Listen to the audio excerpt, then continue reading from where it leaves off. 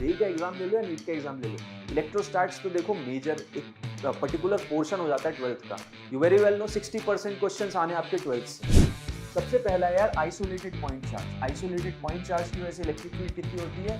You very well no ये होती है KQ/R² के बराबर, lambda upon 4 pi epsilon not x cos of beta minus cos of alpha. ठीक है, और मैं पैरेलल की बात करूं तो पैरेलल कंपोनेंट ये फॉर्मूला देता है, that is lambda upon 4 pi epsilon naught sine of alpha plus sine of beta. ठीक है, सो ये फॉर्मुलेशन भी हमें याद रख लेना है। तो इस तरीके से आप डिफाइन करते हो, आपको ये फॉर्मूला याद रखना है। कंजर्वेटिव फोर्सेस की वजह से वर्क डन हमेशा माइनस ऑफ डेल्टा यू के बराबर होता है। वर्क पर एनर्जी से अगर दो बहुत इंपॉर्टेंट चीजों की बात करूँ ना, सबसे पहला वर्क एनर्जी थ्योरम आता है और दूसरा यही रिलेशन आता है, work done by conservative forces negative of delta U के बराबर होता है, जो कि कितनी जगह यूज होती है यार। जो फॉर्मुलेशन है साइन सहित होता है, तो कल को अगर क्यू नेगेटिव होगा तो यहाँ नेगेटिव साइन लगा देना, मतलब यहाँ पे नेगेटिव पोटेंशियल अभी पहले जीरो था, मतलब अब मुझे लाने में काम करना नहीं पड़ रहा, मुझे काम मिल रहा है। Work done in changing the position of system, इससे रिलेटेड ही मैक्सिमम क्वेश्चंस आते हैं। On the contrary non conducting bodies जितनी भी अभी तक बात की हमने, उसमें तो तुम चार्ज दे रहे थे बॉडी के अंदर जा रहा था, यहाँ पे क्या हो रहा है, जितना भी तुम एक्स्ट्रा चार्ज दोगे उसके सरफेस पे जाके टेकेगा। थ्रूआउट द सेशन आपको इलेक्ट्रोस्टैटिक पोटेंशियल, पोटेंशियल एनर्जी, काफी सारी इंसाइटफुल बातें मिली होंगी, उन्हें याद रखना यार इंपॉर्टेंट है।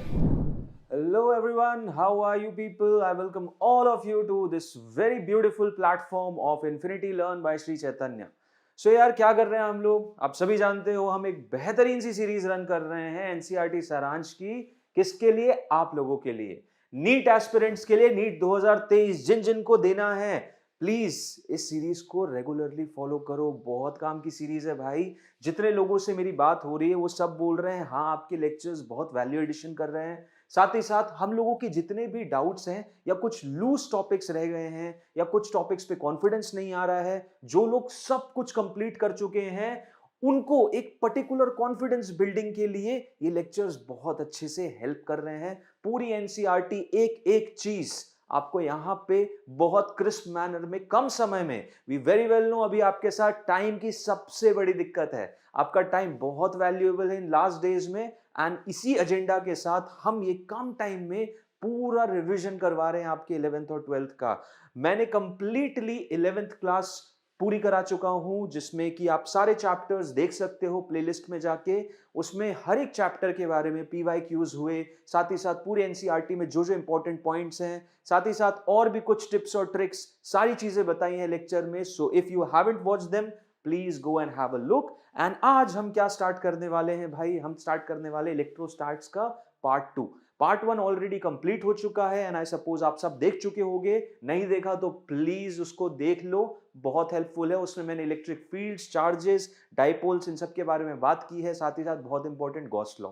इस चैप्टर की बात करूं अगर मैं, इलेक्ट्रोस्टैट्स, तो बहुत इंपॉर्टेंट टॉपिक है।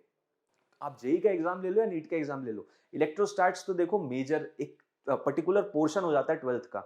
You very well know 60% questions आने आपके 12th से। ठीक है, अब उसमें इलेक्ट्रोस्टैट्स तकरीबन 1/4 पोर्शन कैरी करता है क्लास 12th का। ओके, सो यहां से आप एक्सपेक्ट कर सकते हो 4 सवाल तो आने ही हैं, 3 से 4 सवाल आपको इलेक्ट्रोस्टैट्स से रिलेटेड मिलेंगे ही मिलेंगे। और इसी के साथ हम ये इलेक्ट्रोस्टैट्स का सेकंड पोर्शन स्टार्ट करते हैं, ज्यादा कुछ इधर उधर की बातें ना करते हुए।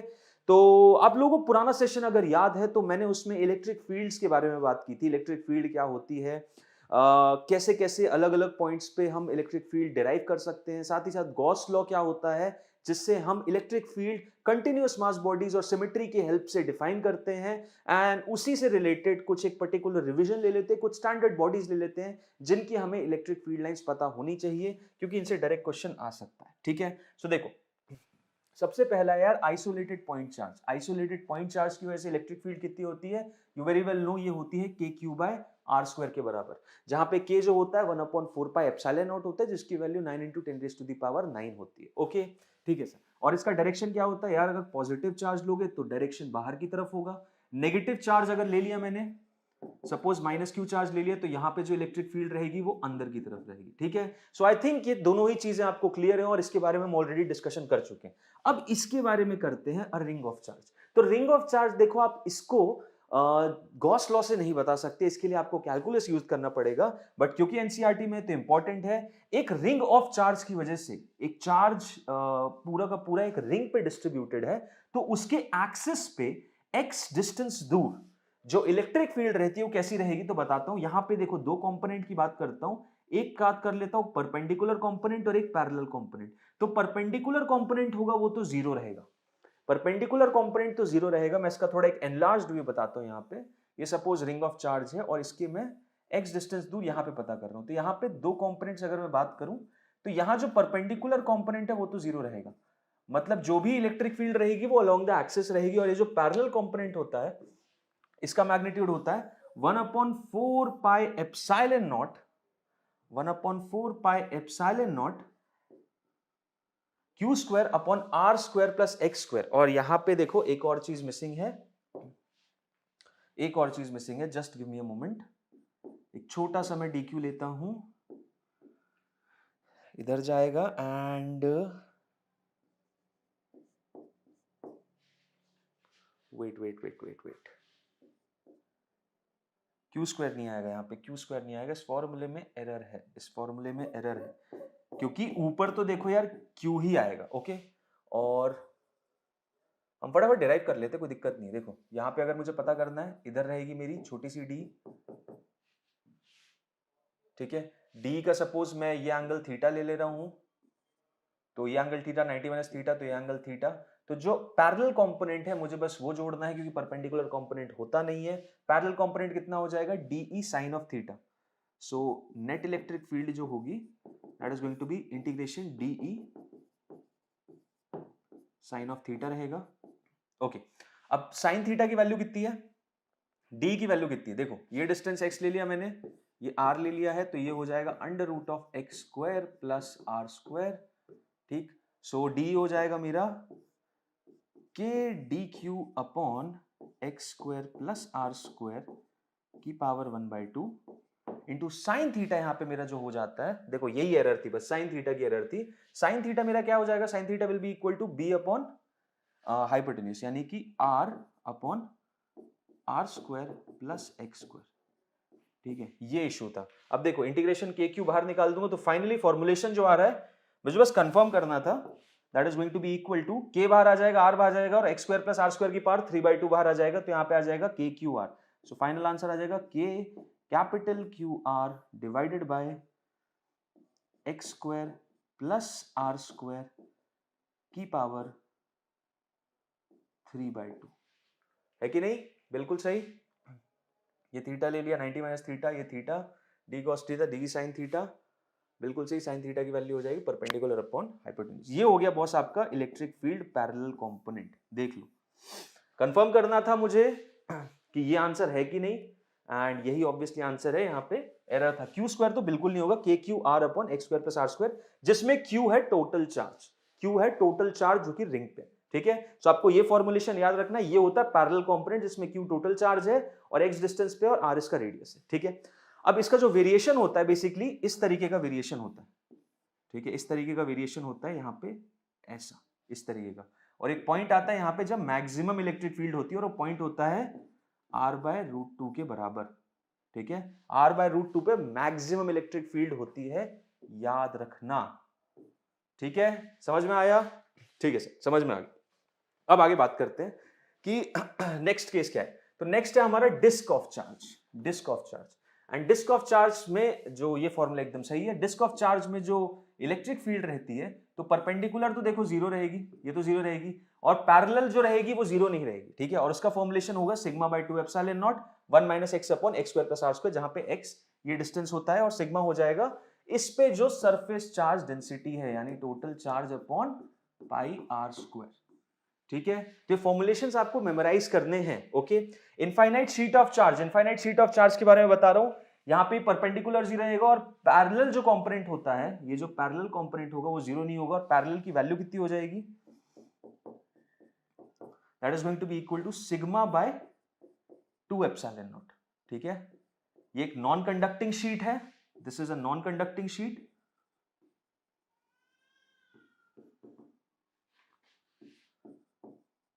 जिसपे जो चार्ज का डिस्ट्रीब्यूशन है वो सिग्मा है। Sigma is the surface charge distribution over, surface charge density कितनी है, सिग्मा है, और इस सिग्मा की वजह से जो पैरेलल कंपोनेंट आ रहा है that is turning out to be sigma by 2 epsilon naught. Okay, उधर भी इतना ही रहेगा और इधर भी इतना रहेगा। एक चीज याद रखना, ये जो डिस्टेंस x रहता है वो बहुत छोटा रहेगा, ठीक है, क्योंकि जब वो छोटा रहेगा तभी शीट को मैं इनफाइनाइटली लार्ज शीट मान सकता हूं। इन्फिनिटी क्या होता है, infinity is just a relative word, ये बात समझने की कोशिश करो। मतलब एक चींटी के लिए हाथी या 1 किलोमीटर की दूरी इनफाइनाइटली बड़ी, लेकिन क्या हमारे लिए है, नहीं, हम तो डेली रन कर लेते 1 किलोमीटर। तो मुद्दे की बात ये, इन्फिनिटी किसी चीज को बोलना है, इनफाइनाइटली लार्ज बोलना, that is very relative depending upon the size. तो अगर आप डिस्टेंस बहुत पास लोगे उसके लिए वो पूरी की पूरी शीट बहुत इनफाइनाइटली लार्ज हो जाएगी, और बहुत बड़ी है तो इतना डिस्टेंस भी इनफाइनाइटली लार्ज हो जाएगा, ठीक है। सो आई थिंक ये चारों चीजें आपको समझ में आ रही हैं। ओके, अब इनफाइनाइटली लॉन्ग चार्ज की वजह से बात करें तो यार इसका तो हमने लास्ट क्लास में भी डिस्कशन कर ही लिया था। इसकी वजह से जो इलेक्ट्रिक फील्ड लाइंस होंगी वो कहां होंगी, वो बाहर की तरफ होंगी, and they are going to be how much, perpendicular तो देखो जीरो रहेगा, परपेंडिकुलर जीरो रहेगा, पैरेलल रहेगा, and that is going to be lambda upon 2 pi R epsilon naught. ये तो आपको याद कर लेना, रट लेना है, मेमोराइज कर लो, बहुत इंपॉर्टेंट फॉर्मुलेशन है, ठीक है। गॉस लॉ से भी निकलता है ये भी गॉस लॉ से निकलता है, और साथ ही साथ इसका भी गॉस लॉ से निकल सकता है। इसके लिए भी आप एक सिलेंडर बना सकते हो और गॉस लॉ से फॉर्मुलेशन बता सकते हो, ठीक है। Okay, finite line of charge, finite line of charge की बात करूं तो उसमें कितना होगा, तो देखो यहां पे मेन चीज है आपको ये अल्फा और बीटा, अल्फा और बीटा। अब अल्फा और बीटा अगर आप देख रहे हो तो यहां पे दो कंपोनेंट है, एक तो आपका परपेंडिकुलर होगा और एक पैरेलल होगा, और यहां पे दोनों जीरो नहीं होंगे। जब भी मैं फाइनाइट लाइन ऑफ चार्ज की बात करूंगा तो परपेंडिकुलर भी होगा और पैरेलल भी होगा, ठीक है, परपेंडिकुलर भी होगा और पैरेलल भी होगा, और उनका जो कंपोनेंट होगा वो आपको मैं बता रहा हूं। देखो अगर मैं पैरेलल की बात करूं, ठीक है, पैरेलल नहीं, पहले परपेंडिकुलर की बात करते हैं, पहले परपेंडिकुलर की बात करते हैं। तो परपेंडिकुलर कंपोनेंट आपके सामने ये दिया हुआ है, lambda upon 4 pi epsilon not x cos of beta minus cos of alpha, ठीक है। और मैं पैरेलल की बात करूं तो पैरेलल कंपोनेंट ये फॉर्मूला देता है, that is lambda upon 4 pi epsilon naught sine of alpha plus sine of beta, ठीक है। सो ये फॉर्मुलेशन भी हमें याद रख लेना है, और इसी हिसाब से अगर मैं इसको चेक कर लेते हैं अभी के अभी इनफाइनाइटली लाइन चार्ज पे लगा के, सपोज इनफाइनाइटली बहुत बड़ी हो गई, ये बहुत बड़ी लाइन चार्ज हो गई है जो कि इंफिनिटी तक ऊपर और नीचे एक्सटेंड कर रही है। अब इसकी वजह से x डिस्टेंस दूर जो इलेक्ट्रिक फील्ड लाइन होगी वो कितनी हो जाएगी, चलो देखते हैं सर। फॉर्मूला ये बोलता है सर यहाँ पे जो एक पैरेलल होगी और एक परपेंडिकुलर होगी, ये परपेंडिकुलर हो गई और ये पैरेलल हो गई। अल्फा मुझे पता करना, अल्फा क्या है, यहां से इसके एंड पॉइंट की दूरी, तो यहां से इसके एंड पॉइंट की दूरी कुछ 90 डिग्री होगी।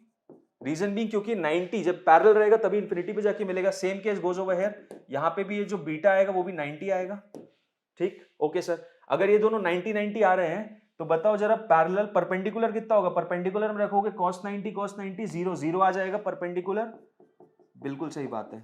और अगर मैं पैरेलल की बात करूं, पैरेलल कितना आ जाएगा, parallel will be equal to lambda upon 4 pi epsilon not into x into sine of alpha plus sine of beta, यानी sine pi by 2 sine pi by 2, जो कि हो जाएगा 2 के बराबर। तो यहाँ 2 ले लेना, देखो इससे कैंसिल होगा, फाइनली वही आंसर आ जाएगा, lambda upon 2 pi epsilon not into x। इतना ही आ रहा था, हाँ जी सर बिल्कुल आ रहा था, एकदम फॉर्मूला सही है, ठीक है। तो इस तरीके से आप चेक भी कर सकते हो। इसी के लिए आप सेमी इनफाइनाइट वायर से भी निकाल सकते हो, जिसमें अल्फा 0 हो जाएगा, बीटा 90 हो जाएगा।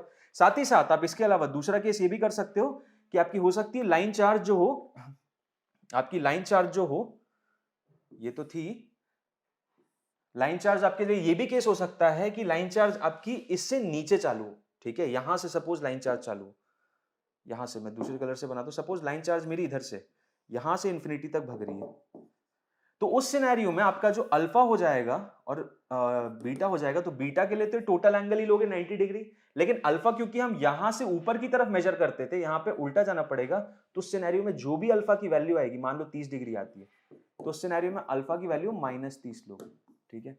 मतलब अल्फा और बीटा कैसे मेजर किया गया है, यहां से ऊपर की तरफ और यहां से नीचे की तरफ। अब वो यहां से ऊपर जाएगा तो पॉजिटिव लेना, नीचे आ गया तो नेगेटिव ले लेना। सिंपल यही हैक होता है, और यही सिंपल सी ट्रिक होती है किन केसेस के लिए, जहां पे इस लाइन से नीचे, मतलब आपकी इनफाइनाइट वायर नहीं है, एक पर्टिकुलर ओरिएंटेशन में यहां पे पूछा गया है आपसे इलेक्ट्रिक फील्ड लाइन का वेक्टर, ठीक। और उसी हिसाब से आप परपेंडिकुलर पैरेलल कंपोनेंट दोनों निकाल सकते हो। तो ऐसे आई सपोज ये पूरा एनालिसिस आपको 6 की 6 क्लियर है।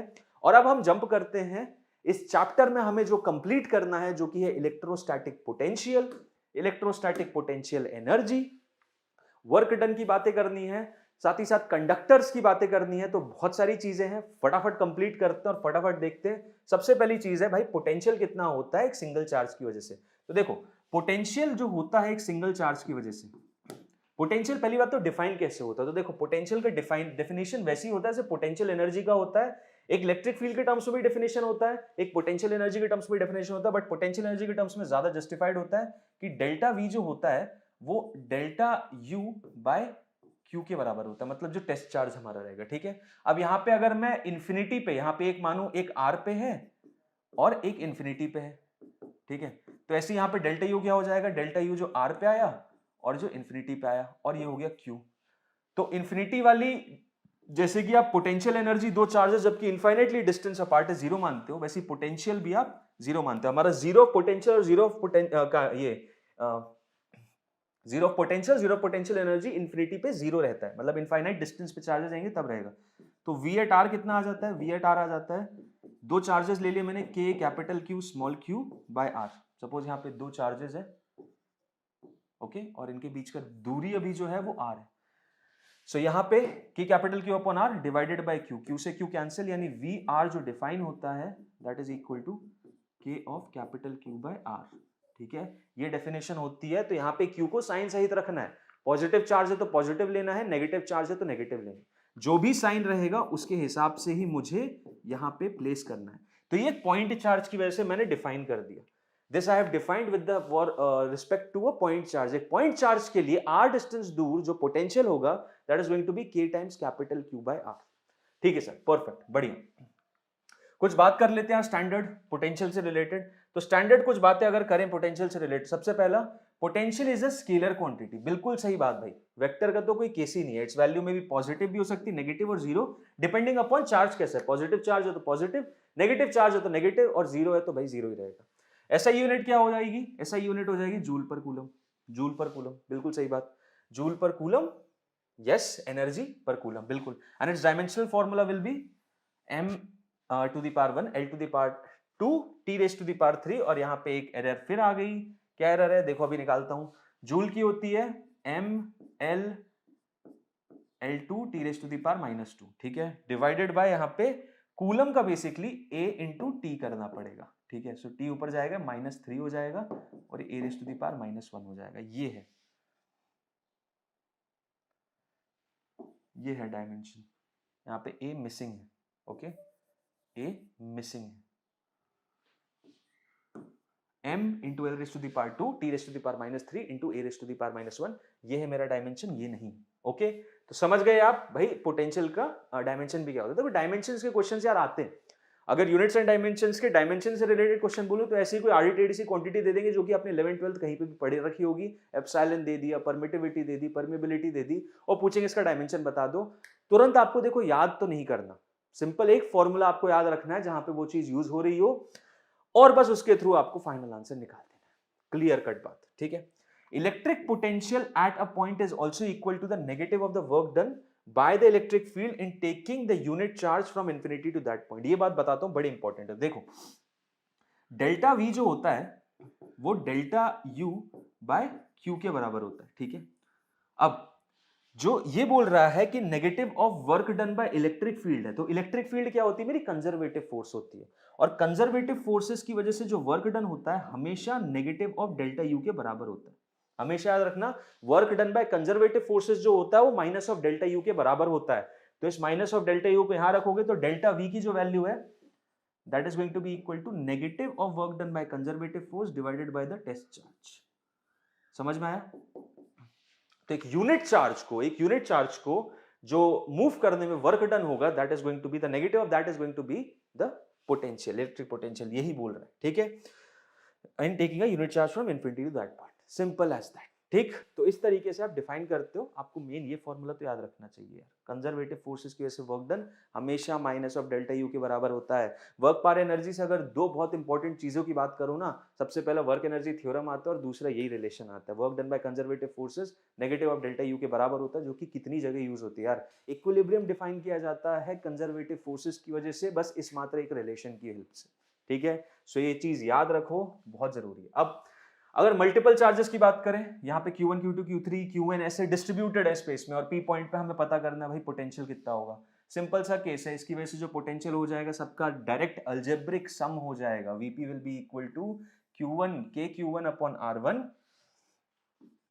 Vp की जो वैल्यू हो जाएगी कितनी हो जाएगी, K बार आ जाएगा, and Q1 upon R1 plus Q2 upon R2 plus Q3 upon R3 and simply like that. ठीक है, जहां k की वैल्यू कितनी, k will be equal to 1/4 pi epsilon naught. Okay, और अगर मीडियम चेंज होगा तो आप लोगों को पता ही है, पिछले लेक्चर में हमने डिस्कशन किया था, मीडियम जैसे ही चेंज होगा एप्सिलॉन नॉट की जगह एप्सिलॉन आ जाएगा। एप्सिलॉन उस पर्टिकुलर मीडियम का। ठीक है, ये किसका है, ये फ्री स्पेस का है, और एप्सिलॉन किसका होगा, उस पर्टिकुलर मीडियम का।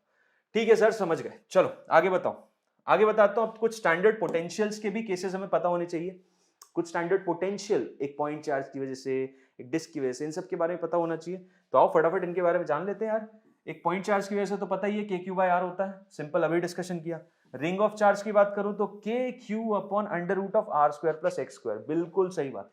KQ upon under root of R square plus X square ये होता है। ठीक है सर, बढ़िया। Next, potential versus electric field. Okay, तो इन दो की वजह से पता है। अब potential versus electric field. Okay, यहां बेसिकली हमें क्या समझना है कि इलेक्ट्रिक फील्ड से पोटेंशियल को कैसे रिलेट करते हैं। बहुत इंपॉर्टेंट फॉर्मुलेशन है। ठीक है, देखो, सो इलेक्ट्रिक फील्ड से जब मैं इलेक्ट्रिक पोटेंशियल को रिलेट करता हूं तो कुछ इस हिसाब का रिलेशन आता है। ये देखो, electric field is actually minus of dv by D are. ठीक है, minus of dv by D are. अब इसमें इस फॉर्मूले, इससे आपको देखो मैग्नीट्यूड तो पता चल जाता है, इससे मैग्नीट्यूड तो पता चल जाता है। और ये एक और चीज पता करना रहता है कि electric field will always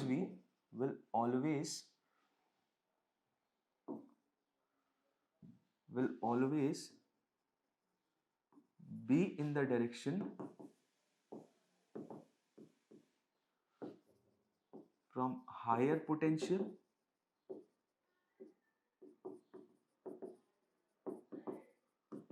to lower potential।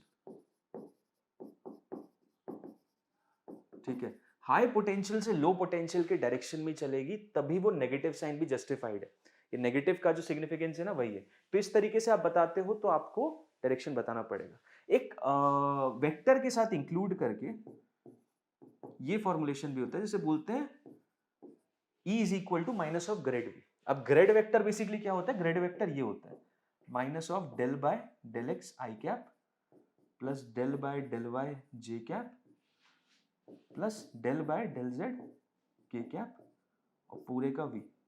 ठीक है, सो इसको माइनस ऑफ ग्रेड भी बोलते हैं। यहाँ v अंदर चला जाएगा तो del v by del X, del v by del Y, del v by del Z. ये बेसिकली पार्शियल डिफरेंशिएशन ऑपरेटर होते हैं। जो आपका पोटेंशियल है वो x बाय z के फॉर्म में लिखा होगा, तो आपको बस उसे पार्शियली डिफरेंशिएट करना है with respect to x, y और z, और i कैप, j कैप और k कैप के कोएफिशिएंट्स पे लिख देना है, आपकी इलेक्ट्रिक फील्ड वेक्टर पता चल जाएगी। ठीक है, ये तो हो गया भाई जब मैं इलेक्ट्रिक फील्ड की बात करूं। अब जब पोटेंशियल की बात करूं तो क्या करते हैं, dr को इधर ले जाओ।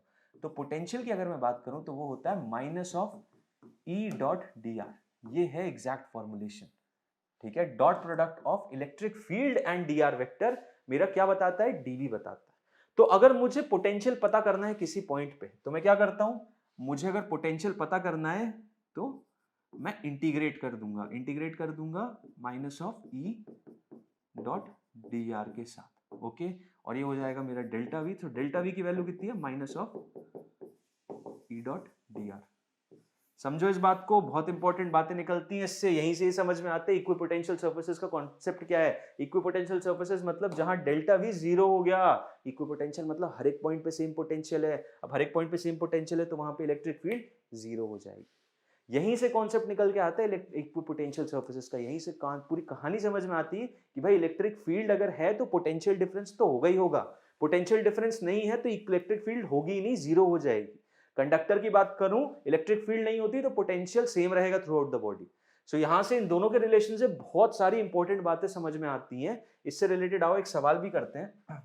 सवाल क्या बोल रहा है, अगर इलेक्ट्रिक फील्ड है 2x i cap plus 3y j cap, find potential at a general point if potential at origin is 5 volt. कोई दिक्कत नहीं, 2 सेकंड में कर दूंगा। चलो देखो क्या बोला है, dv मुझे पता है सर E डॉट dr होती है। ओके सही, बढ़िया, एकदम सही बोला आपने। अब मुझे पोटेंशियल एट ओरिजिन बताना है, पोटेंशियल एट ओरिजिन, कोई दिक्कत नहीं, चलो करते हैं, अभी कर देते हैं। अच्छा, पोटेंशियल एट ओरिजिन दे के रखा है 5 वोल्ट है, मुझे एक जनरल पॉइंट पे बताना है, कोई दिक्कत नहीं, नो प्रॉब्लम। अब देखो इलेक्ट्रिक फील्ड वेक्टर क्या है, इलेक्ट्रिक फील्ड वेक्टर क्या है, इलेक्ट्रिक फील्ड वेक्टर है मेरा 2x i cap plus 3y j cap, ठीक है। और एक जनरलाइज dr वेक्टर क्या होता है, तो एक जनरलाइज dr वेक्टर की अगर मैं बात करूं तो एक जनरलाइज dr वेक्टर जो होता है वो होता है मेरा dx i cap plus dy j cap plus dz k cap, ये होता है मेरा एक जनरलाइज dr वेक्टर, ठीक है। अब इस जनरलाइज dr वेक्टर को जरा यहां लोगे तो ऑब्वियसली z k कंपोनेंट तो लूंगा नहीं, क्यों नहीं लूंगा भाई, k कंपोनेंट की जरूरत ही नहीं, क्योंकि जो मेरी इलेक्ट्रिक फील्ड है बस x और i के अलावा, तो यहाँ पे ले लूंगा मैं dx i cap plus dy j cap, ठीक है। इन दोनों का डॉट प्रोडक्ट करना, और सपोज डॉट प्रोडक्ट आप लोगों को आता है जब कभी भी i cap j cap unit vectors along x y z के फॉर्म में दिया हो, i कैप वाला i कैप से मल्टीप्लाई करना, y कैप j कैप वाला j कैप से करना, तुरंत आंसर आ जाएगा। लिमिट्स क्या रखनी है, अब तो देखो लिमिट्स यहाँ पे रखनी है किसी जनरल पॉइंट r पे, और ओरिजिन पे दिया हुआ है 5, तो ओरिजिन मतलब 0,0 और 5, उसके बाद कहां पूछा है, एक general point r, general point r मतलब कोई भी जनरल x और y, ठीक है, कोई भी जनरल x और y। यहां पे ओरिजिन पे कितना दिया हुआ है 5 है पोटेंशियल, और किसी जनरल पॉइंट पे मैं मान लेता हूं v हो जाएगा, सिंपल एज दैट, ठीक है।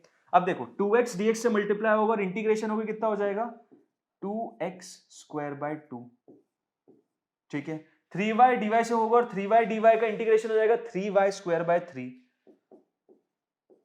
और यहां पे देखो एक बहुत 3y स्क्वायर बाय 2, और एक बहुत इंपॉर्टेंट चीज हमने मिस कर दी है जो कि है नेगेटिव साइन लगाना, ठीक है। सो यहां एक नेगेटिव साइन आएगा, यहां एक नेगेटिव साइन आएगा भाई, यहां एक नेगेटिव साइन आएगा, minus of E dot D R, ठीक है। लिमिट कहां से कहां तक भाई, लिमिट लेनी है आपको 0 से x तक इसमें, और यहाँ पे 0 से y तक, ओके बिल्कुल सही। यहाँ dv की बात करो तो यहाँ dv हो जाएगा मेरा final potential minus initial potential 5 है, ओके बहुत बढ़िया, ये कर दिया आपने, देखो रिलेशन लिख दी है। अब रिलेशन लिख दी, कोई दिक्कत हो तो बताओ मुझे। रिलेशन सिंपल सी है, 2 से 2 कैंसिल हो जाएगा, X square upper limit lower limit, यहाँ पे भी अपर लिमिट लोअर लिमिट, तो फाइनली कितना आंसर आ रहा है भाई, फाइनली आंसर आ रहा है v minus 5 will be equal to, यहाँ पे हो जाएगा माइनस ऑफ एक्स स्क्वायर, और वहां पे कितना हो जाएगा minus of 3y square by 2। So v की जो एक वैल्यू आ रही है that is turning out to be 5 plus, 5 plus नहीं 5 minus X square minus 3y square by 2, ये आ रही है मेरी एक जनरलाइज्ड रिलेशन ऑफ पोटेंशियल, ये आ रही है मेरी जनरलाइज्ड रिलेशन ऑफ पोटेंशियल, इस तरीके से निकालूंगा। अब कल को पूछोगे सर इससे इलेक्ट्रिक फील्ड भी निकाल सकते थे क्या, बिल्कुल निकाल सकते थे, ग्रेड वेक्टर करते आंसर आ जाता। इसी पोटेंशियल को आप पार्शियली डिफरेंशिएट कर दो x के साथ और आई कैप के बाजू में रख दो, इसी पोटेंशियल को पार्शियली डिफरेंशिएट कर दो y के रेस्पेक्ट में और j कैप के बाजू में लिख दो, आंसर वापस यही आ जाने वाला है 2x i cap plus 3y square. देख लो खुद समझ जाओगे, इसको डिफरेंशिएट करो 2x आएगा, इसको डिफरेंशिएट करोगे 6y बाई 2 आएगा जो कि 3y हो जाएगा, और j कैप और i कैप के बाजू में डाल देना, नेगेटिव साइन के साथ नेगेटिव पॉजिटिव कर देगा, फाइनली इलेक्ट्रिक फील्ड ही आ जाएगी। समझ में आया, देखा कैसे काम आता है, कैसे ग्रेड वेक्टर काम करता है और कैसे पोटेंशियल और इलेक्ट्रिक फील्ड का रिलेशन वर्क करता है, ठीक है। सो आई थिंक पूरा एनालिसिस आप लोगों को मिल चुका है। अब बात करते हैं यार potential versus R for charged hollow sphere, बहुत इंपॉर्टेंट है क्योंकि इसका ग्राफ बहुत इंपॉर्टेंट है। हम फॉर्मूले पे ना जाके मैंने सीधे ग्राफ ही पटक दिया, और अब फॉर्मूला ही बता देता हूं कि अगर मैं एक चार्ज्ड स्फीयर की बात करता हूं, कितना बढ़िया स्फीयर बनाया, यहां पे चार्ज्ड होलो स्फीयर है। चार्ज्ड होलो स्फीयर मतलब इसके बॉडी के अंदर पतली सी बॉडी होगी, सरफेस पे नहीं है, कंडक्टर नहीं है, ठीक है, बॉडी के अंदर है चार्ज, ये रही, ये पतली सी बॉडी, ओके। सो इसके अंदर चार्ज है भाई कितना, प्लस क्यू। अब मुझे दो ऐसे रीजन्स में इलेक्ट्रिक फील्ड लाइन पता करनी है, एक तो अंदर एक बाहर। तो अगर मैं अंदर बात करता हूं यहां पे आर, तो यहां फील्ड नहीं पता करनी, सॉरी पोटेंशियल पता करना है। फील्ड तो अंदर जीरो है, फील्ड तो अंदर जीरो, एक आर यहां पे, एक आर यहां पे, ठीक है। ये हो गया मेरा आर इनसाइड, ये हो गया मेरा आर आउटसाइड, ठीक है। तो यहाँ पे जो इलेक्ट्रिक पोटेंशियल हो जाएगा वो कितना हो जाएगा, वी आउट वाला, और यहाँ पे हो जाएगा वी इन। तो देखो वी आउट जो होगा वो बड़ा सिंपल होगा, V out will be equal to k capital Q by small r के बराबर, ठीक है। और वी इन की बात करूंगा, वी इन, तो देखो यहाँ पे वही आपकी कंटिन्यूअस ग्राफ होता है, जितना सरफेस पे होता है उतना थ्रू आउट हर जगह होता है, क्योंकि इलेक्ट्रिक फील्ड तो अंदर जीरो है। और अगर इलेक्ट्रिक फील्ड अंदर जीरो है, इसका सिंपल सा फंडा क्या है कि भाई हर जगह हर पॉइंट पे, क्योंकि इलेक्ट्रिक फील्ड है ही नहीं तो पोटेंशियल का चेंज होगा ही नहीं। मतलब जितना सरफेस पे है उतना हर एक पॉइंट पे इनसाइड है, सेंटर पे बोलो, बीच में कहीं बोलो, या सरफेस पे बोलो, कहीं पे भी बोलो, वहां पे आपका जो पोटेंशियल हो जाएगा that is going to be k capital Q by capital R के बराबर। समझ में आ रहा है, जितना सरफेस पे उतना ही यहाँ पे, यही आपका सरफेस पे भी होगा, ठीक है। मतलब अगर मैं इसको ग्राफिकली रिप्रेजेंट करूंगा तो r इज इक्वल टू 0 से चालू हो जाएगा, सेंटर से ही, सेंटर से चालू होगा, और सरफेस तक कितना रहेगा, सरफेस तक के क्यू बाय कैपिटल आर रहने वाला है। उसके बाद कैसे वेरी करेगा, रेक्टेंगुलर हाइपरबोला के फॉर्म में वेरी करेगा, यहां से potential is inversely proportional to R हो जाता है, ठीक है। ओके, समझ में आया। तो यहाँ पे पोटेंशियल के क्यू बाय स्मॉल आर हो जाएगा, ठीक। सो बड़ा सिंपल सा केस था चार्ज होलोस्फीयर का। ऐसी चार्ज सॉलिड स्फीयर भी देख लेते हैं, आओ चार्ज सॉलिड स्फीयर भी देख लेते हैं। चार्ज सॉलिड स्फीयर का जो ये फॉर्मुलेशन है भाई बहुत इंपॉर्टेंट है, इस पे रिलेटेड क्वेश्चन आता है, तो ये प्लीज याद रखना आप लोग। देखो इसमें कितना होगा, तो यहाँ पे भी वापस यार जरा बनाते एक स्फीयर, ये रहा चार्ज,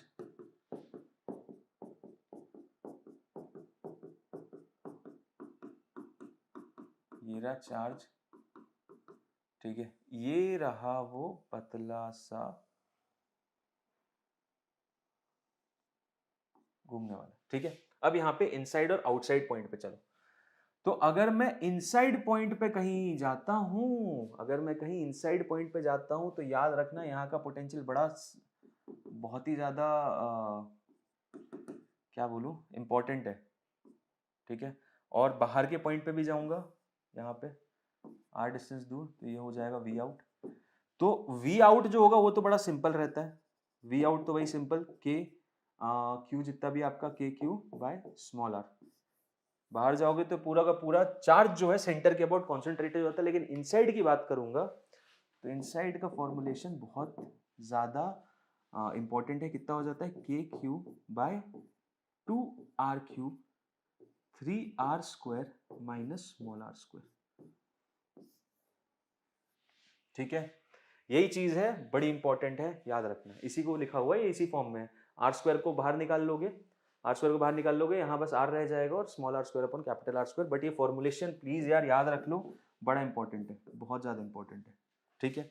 अब इस हिसाब से ग्राफिकल रिप्रेजेंटेशन कैसा होता है, तो देखो यहाँ पे जो वेरिएशन होता है पोटेंशियल का विथ रिस्पेक्ट टू आर, वो कुछ इस तरीके का होता है, वो कुछ इस तरीके का होता है। मैक्सिमम पोटेंशियल की बात करोगे तो वो सेंटर पे रहता है, यहाँ पे। क्योंकि यार देखो पॉजिटिव चार्ज की बात कर रहा हूं मैं, और पॉजिटिव चार्ज की बात करूं, अरे यार शिट शिट शिट, एक इश्यू हो गया। इश्यू पता है क्या हो गया, ये मैंने वो बना दिया, ये ऐसा है, through out the body charge है। ये चार्ज स्फेरिकल शेल थोड़ी है, ये तो पूरा एक नॉन कंडक्टिंग बॉडी है। नॉन कंडक्टिंग बॉडी है क्योंकि कंडक्टिंग बॉडी के अंदर चार्ज नहीं रहता, पूरे सरफेस पे आता है। नॉन कंडक्टिंग बॉडी है, और इसके पूरी बॉडी में जो चार्ज डिस्ट्रीब्यूशन है वो कैपिटल क्यू के बराबर है। तो इसके इनसाइड और आउटसाइड पॉइंट के बारे में बता दिया है।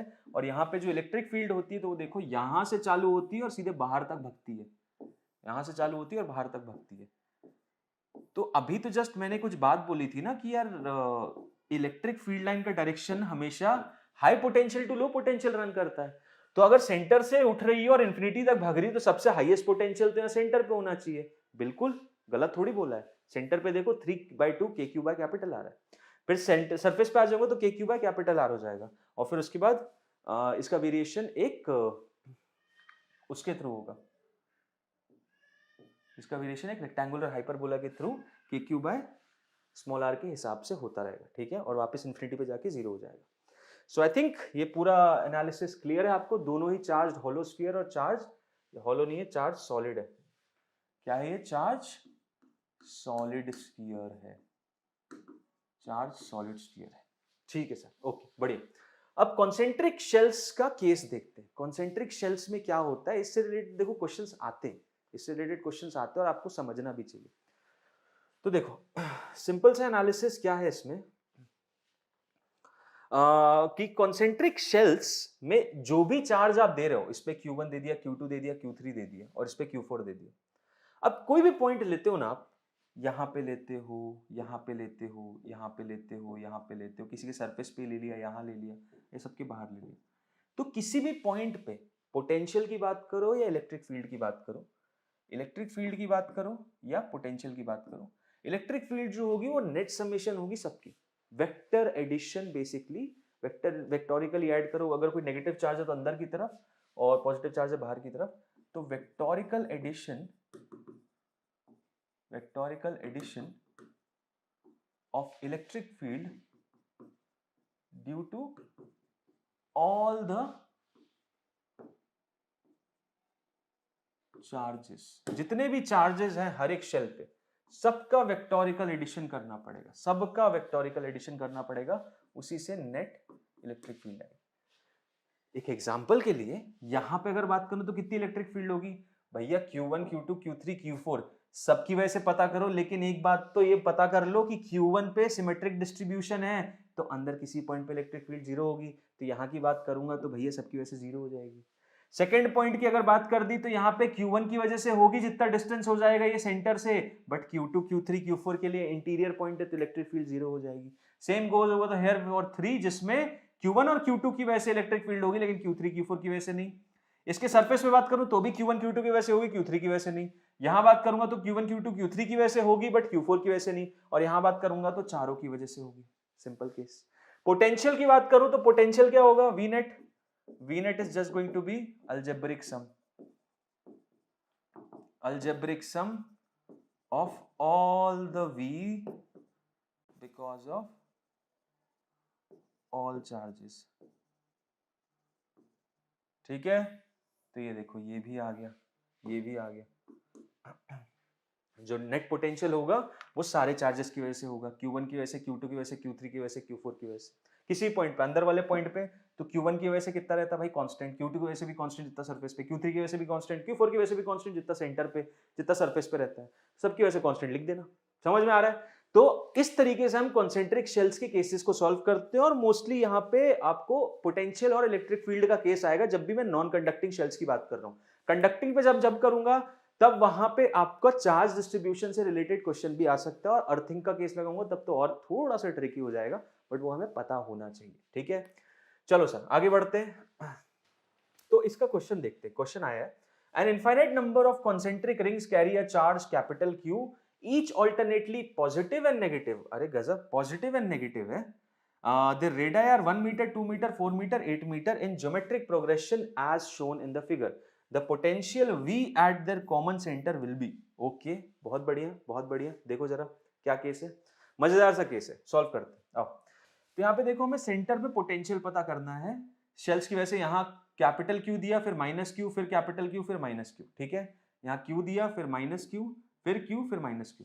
ठीक है सर, ओके, नो प्रॉब्लम। अब देखो इसकी वजह से जो नेट सेंटर पे पोटेंशियल आएगा कितना आ जाएगा? तो पहली की वजह से K कैपिटल Q अपॉन 1, दूसरे की वजह से K minus capital Q upon 2, फिर K of minus capital Q upon 4। देखते जाओ, इसी हिसाब से है। फिर K of capital Q upon 8, ठीक, फिर K of minus capital Q upon 16, ऐसे चलता जा रहा है टिल इंफिनिटी। ठीक है, चलते आ रहे टिल इंफिनिटी। अब देखो, अब देखो मुझे क्या करना है यहाँ पे, अगर सेंटर पे पता करना है तो सबसे पहले तो जो पॉजिटिव वाले हैं, KQ नेगेटिव, ये प्लस हो जाएगा, ये नेगेटिव होगा, ये प्लस हो जाएगा। ठीक है, सबसे पहले तो जो पॉजिटिव वाले उनको अलग लिख लूं और जो नेगेटिव वाले उनको अलग लिख लूं। तो पॉजिटिव वाले कितने हो गए? पॉजिटिव वाले हो जाएंगे K कैपिटल Q, और KQ कॉमन ले लिया, तो 1 upon 1 plus 1 upon 4 plus 1 upon next है 16 ऐसे चलता जाएगा, ठीक है। और नेगेटिव वाले कितने हैं? नेगेटिव वाले माइनस ऑफ के क्यू, इसमें हो जाएगा 1/2, फिर 1/8, फिर 1/32, इस हिसाब से रहेंगे। ओके, अब ये क्या दिख रही है आपको? ये इंडिविजुअल जीपी सीरीज है, इंडिविजुअल जीपी सीरीज है जो कि इंफिनिटी तक रन करती है। बस यहां तक आपको अपनी फिजिक्स की नॉलेज लगानी थी। इसके बाद मैथमेटिक्स आंसर देगा sum of infinite numbers in a series, sum of infinite numbers in a series जो कि जीपी में हो, sum of infinite numbers in a GP जिसमें जीपी में और साथ ही साथ एक और चीज आर की वैल्यू लेस देन 1 हो, वो हो जाता है a/1 - r, ठीक है। Sum of infinite number of a GP series जिसमें r की वैल्यू लेसर देन 1 है, उसमें सम ऑफ इनफाइनाइट टर्म्स कितना हो जाता है a/1 - r, जहां पे a होता है फर्स्ट टर्म और r होता है कॉमन डिफरेंस। तो आओ वैल्यू निकाल देते हैं यार। के क्यू a हो जाएगा यहाँ पे 1/1 - r यानी 1 - 1/4, ठीक है। यहाँ पे के क्यू फर्स्ट टर्म कितना है 1/2 डिवाइडेड बाय 1 - 1/4, ठीक है सर। ओके, अब तो बड़ा आसान दिख रहा है। हाँ बिल्कुल आसानी है। ये हो जाएगा 3/4, 4 ऊपर जाएगा, सो फाइनली 3k³/4 माइनस यहाँ कितना आ जाएगा, यहाँ भी आ जाएगा 3/4 ऊपर जाएगा, तो ओहो एक गलती हो गई। गलती क्या हो गई? 4 ऊपर जाएगा 3 नीचे रहेगा, 3 नीचे रहेगा 4 ऊपर जाएगा, ठीक है बिल्कुल सही। यहाँ पे क्या आ जाएगा, यहाँ पे वही 4 ऊपर जाएगा 3 नीचे रहेगा, उसके बाद 2 भी रहेगा, तो यहाँ हो जाएगा 4k³/6। तो एक काम करता हूँ, यहाँ 2 मल्टीप्लाई करता हूँ, यहाँ 2 मल्टीप्लाई करता हूँ, डिनोमिनेटर 6 हो जाएगा, 8 में से 4 जाएगा, कितना हो जाएगा 4k³/6, ठीक है। सो यहाँ पे कितना आ गया 2/3, ये 2 से गया या 3 से गया, तो फाइनली पोटेंशियल कितना आ गया, जो पोटेंशियल आ रहा है कितना आ रहा है 2/3k/q, ठीक है। देखो इतना आ गया, निकाल दिया आंसर, बिल्कुल बिल्कुल आंसर निकाल दिया। आपकी सहूलियत के लिए कुछ कुछ क्वेश्चंस इसमें ये आ सकते हैं कि भाई इसमें ऑल्टरनेटिव पॉजिटिव नेगेटिव ना देते, मैंने जानबूझ के डाला जिससे आपको समझ में आ जाए। हो सकता है सारे नेगेटिव दे देते या हो सकता है सारे पॉजिटिव दे देते, तो आपको बस कुछ नहीं करना था, इसमें ये जो एलिमेंट रहेगा नेगेटिव वाला वो नहीं रहेगा, सारे के सारे जुड़ जाएंगे। यहाँ जीपी जो बनेगी उसका कॉमन रेशियो आर ना हो के 1/2 हो जाएगा। यहाँ देखो आप कॉमन रेशियो कितना है, 1/16 को 1/4 से डिवाइड करो 1/4 आता है, तो यहाँ पे भी कॉमन रेशियो 1/4, यहाँ पे भी कॉमन रेशियो 1/4। उस पर्टिकुलर केस में जब सारे पॉजिटिव है सारे नेगेटिव है तो 1/2 हो जाता, ठीक है। सो इस हिसाब से आपको देखना है, क्लियरली ऑब्जर्व करना है, वो करोगे तो फिर नेगेटिव लेने की जरूरत नहीं, डायरेक्ट ये फॉर्मूला लगाओगे और आंसर आ जाएगा, ठीक है। सो आई थिंक ये एनालिसिस क्लियर है और ये फॉर्मुलेशन भी क्लियर है। इन्हीं सब मैथ से थोड़ा फंस जाते हैं नीट के स्टूडेंट्स यार, बट हमें पता है अगर तो हम नहीं फंसेंगे। ओके ठीक है सर, बढ़िया। अब डाइपोल की हमने डिस्कशन की थी लास्ट क्लास में, हमने डाइपोल के बारे में डिस्कशन किया था, जहां पे हमने एक्सियल और इक्वेटोरियल पोजीशंस पे इलेक्ट्रिक फील्ड पता की थी। अब वो पोटेंशियल पता करते हैं ना यार, हमने इलेक्ट्रिक फील्ड तो पता कर ली थी, पोटेंशियल कितना होता है, तो वही वापस मैं एक डाइपोल बनाऊंगा। डाइपोल का डायरेक्शन होगा फ्रॉम पॉजिटिव टू नेगेटिव, बिल्कुल from positive to negative direction हुआ, और एक्सियल पोजीशन पे r डिस्टेंस दूर इसके सेंटर से जो डाइपोल की वैल्यू आएगी, यहां मैं डायरेक्ट लिख दे रहा हूं, जो कि हो जाएगी kp/r, kp/r², kp/r², ठीक है। ये होती है इन जो भी आपका यहाँ पे मैग्नीट्यूड रहेगा वो kp/r² रहेगा। Towards right, towards right, towards left चला जाऊंगा तो यहाँ पे कितना हो जाएगा, यहाँ पे हो जाएगा v will be equal to minus of kp/r², क्योंकि यहाँ पे पोटेंशियल माइनस क्यू की वजह से डोमिनेट करेगा, यहाँ पे प्लस क्यू की वजह से डोमिनेट करेगा, ठीक है। तो towards right kp/r², towards left kp minus kp/r², ठीक है। सो आई थिंक ये एक्सियल पोजीशन पे क्लियर है। इलेक्ट्रिक फील्ड 2 आती है, यहां पे 2 नहीं आएगी, ठीक है। ओके बढ़िया।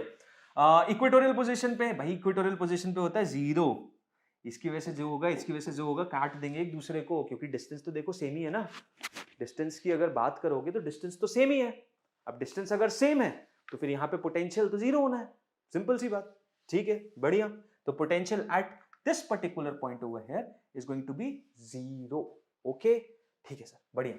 किसी जनरल पॉइंट भी बता दो सर। अरे जनरल पॉइंट पे निकालने का देखो सबसे बेस्ट अप्रोच रहता है ये, क्या रहता है कि जो आपके पास डाइपोल है ना, जो आपके पास डाइपोल है, जैसे मान लो यहाँ पता करना है, ये थीटा पे, थीटा एंगल यहाँ से इधर पता करना है, तो क्या करता हूँ मैं, इस डाइपोल के कंपोनेंट्स ब्रेक कर लेते, चलो इसको एंगल को क्यू मान लेता हूँ, ये एंगल मेरा क्यू है, ये एंगल मेरा क्या है, this angle over here is Q, this angle over here is Q, तो इसका एक कंपोनेंट हो जाता है पी कॉस क्यू इधर पे, ये हो गया डाइपोल का, और ये कंपोनेंट हो जाता है पी साइन क्यू इधर पे, ठीक है। अब देखो ये जो पी कॉस क्यू वाला कंपोनेंट है, इसको अलग कलर से बनाता हूं, ये जो पी कॉस क्यू वाला कंपोनेंट है, इस पी कॉस क्यू के लिए ये वाली पोजीशन एक्सियल है, तो यहाँ पे पोटेंशियल होगा, बट ये जो पी साइन क्यू वाला कंपोनेंट है, इसके लिए ये पोजीशन इक्वेटोरियल है, तो इसकी वजह से कुछ नहीं होगा, मतलब जो होगा इस पी कॉस क्यू की वजह से होगा, और हमको बहुत अच्छे से पता है कि एक्सियल पोजीशन कितनी होती है, केपी अपॉन आर स्क्वायर, लिख दिया केपी कॉस थीटा, जो कि यहाँ पे एंगल क्यू ले रखा है, KP cos Q by R square, ठीक है, समझ आ गया, तो KP cos Q upon are square is the answer, ठीक। सो आई थिंक ये चीज क्लियर है, आप लोगों को समझ में आ चुकी है, किस हिसाब से हमको जनरल पॉइंट पे भी याद रखना। हाँ, अब इलेक्ट्रोस्टैटिक पोटेंशियल एनर्जी की बात कर रहे हैं, तो कायदे में तो देखो पहले होना चाहिए, बट कोई नहीं, क्योंकि हम रिवीजन कर रहे हैं तो हम फटाफट इसको भी समझ लेते हैं, क्योंकि इलेक्ट्रोस्टैटिक पोटेंशियल एनर्जी पहले डिफाइन होती है। बेसिकली देखो होता क्या है, हम पहले समझते हैं कूलम लॉ, कूलम लॉ के बाद हम डिफाइन करते हैं इलेक्ट्रिक फील्ड, उसके बाद फिर हम डिफाइन करते हैं कि भाई दो चार्जेस को पास में और दूर ले जाने में वर्क डन कितना करना पड़ गया एक्सटर्नल एजेंट को, और वही वर्क डन किस फॉर्म में स्टोर हो गया, वही वर्क डन किस फॉर्म में स्टोर हुआ, इलेक्ट्रिक फील्ड लाइंस में स्टोर हुआ। अब इलेक्ट्रिक फील्ड लाइंस में क्या स्टोर हो रही है, इलेक्ट्रोस्टैटिक पोटेंशियल एनर्जी, और उसके बाद फिर डिफाइन करते हैं इलेक्ट्रोस्टैटिक पोटेंशियल। बट कोई नहीं, हमने पोटेंशियल पहले डिफाइन कर लिया, पोटेंशियल एनर्जी अभी डिफाइन कर लेते हैं। पोटेंशियल एनर्जी का सिंपल सा केस ये है कि भाई दो चार्जेस हैं, अब इन दोनों को इस ओरिएंटेशन में लाने के लिए, जबकि ये आर डिस्टेंस दूर है, इन दोनों को इस ओरिएंटेशन में आने के लिए सोचो जरा, ये दोनों रिपल्सिव फोर्स लगा रहे हैं, ठीक है, ये दोनों रिपल्सिव फोर्स लगा रहे हैं, तो जब इन्फिनिटी दूर थे, ये एक्चुअली बोलोगे तो ये कहां जाना चाहेंगे, इन दोनों पे रिपल्सिव फोर्स लग रहा है, ये दोनों एक दूसरे से इनफाइनाइटली दूर जाना चाहेंगे, बहुत बहुत दूर, क्योंकि दोनों पे रिपल्सिव फोर्स लग रहा है। अब इनको अगर मैं ऐसे बुला के पास में ले आऊं आर डिस्टेंस दूर, तो मुझे तो कुछ काम करना पड़ेगा ना, और मेरा काम कहां स्टोर हो जाएगा, इसमें, इसकी पोटेंशियल एनर्जी में कितना हो जाएगा, U r will be equal to k capital Q small q upon r, इस फॉर्म में, ठीक है। ये जो फॉर्मुलेशन है साइन सहित होता है, तो कल को अगर क्यू नेगेटिव होगा तो यहाँ नेगेटिव साइन लगा देना, मतलब यहाँ पे नेगेटिव पोटेंशियल अभी पहले जीरो था, मतलब अब मुझे लाने में काम करना नहीं पड़ रहा, मुझे काम मिल रहा है, समझ में आ रहा है। देखो work done by external agent जो होता है वो हो जाता है डेल्टा यू के बराबर।